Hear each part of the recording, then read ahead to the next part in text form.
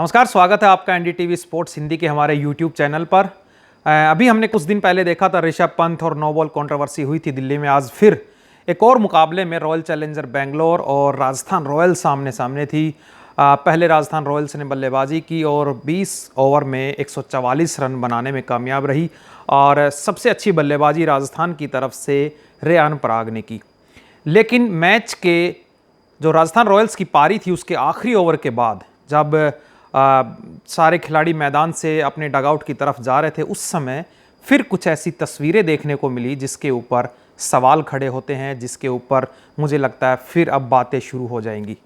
मामला क्या था, चलिए आपको बताते हैं कि आखिरी ओवर डालने के लिए रॉयल चैलेंजर बेंगलोर की तरफ से आए हर्षल पटेल और सामने थे रेयान पराग। उस ओवर में रेयान पराग ने शानदार बल्लेबाजी की, 18 रन बटोरे, 2 छक्के लगाए, 1 चौका लगाया।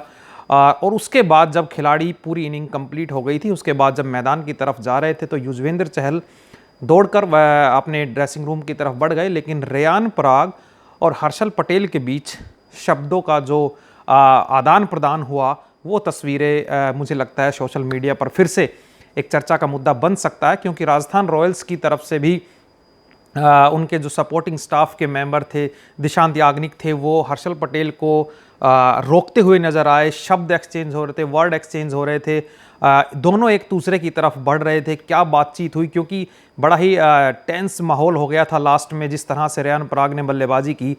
लेकिन क्योंकि सिर्फ ब्रॉडकास्टरों ने कुछ देर के लिए वो तस्वीरें दिखाई, उसके बाद से उन तस्वीरों को रोक दिया गया। लेकिन यकीनन ये भी एक अपने आप में बड़ा मुद्दा बन सकता है अगर चीज़ें बाहर आईं। क्या बातचीत हुई थी, क्योंकि मैच के बाद, इनिंग के बाद भी रेयान पराग से बातचीत होनी चाहिए थी, लेकिन मोहम्मद सिराज आए थे क्योंकि आज उन्होंने भी बड़ी अच्छी गेंदबाजी की थी। तो यही है कि जब इनिंग ख़त्म हुई उसके बाद ये जो तस्वीरें थी बहुत अच्छी नहीं थी। दोनों ये कह सकते हैं, हर्षल पटेल तो काफ़ी मैच्योर खिलाड़ी हैं, लेकिन रेयान पराग एक युवा खिलाड़ी हैं। तो पता नहीं किस बात को लेकर दोनों के बीच ये बहस हुई, लेकिन जो तस्वीरें थी वो साफ बता रही थी कि सब कुछ जो माहौल था वो सामान्य नहीं था कम से कम। अब इस पूरे मामले में जो भी अपडेट आएगी एनडीटीवी स्पोर्ट्स हिंदी का हमारा यूट्यूब चैनल पर हम सबसे पहले आपके लिए लेकर आएंगे। बस आपको करना इतना है कि हमारे YouTube channel NDTV sports Hindi को सब्सक्राइब करें ताकि वीडियोज़ का नोटिफिकेशन सबसे पहले आप तक आए।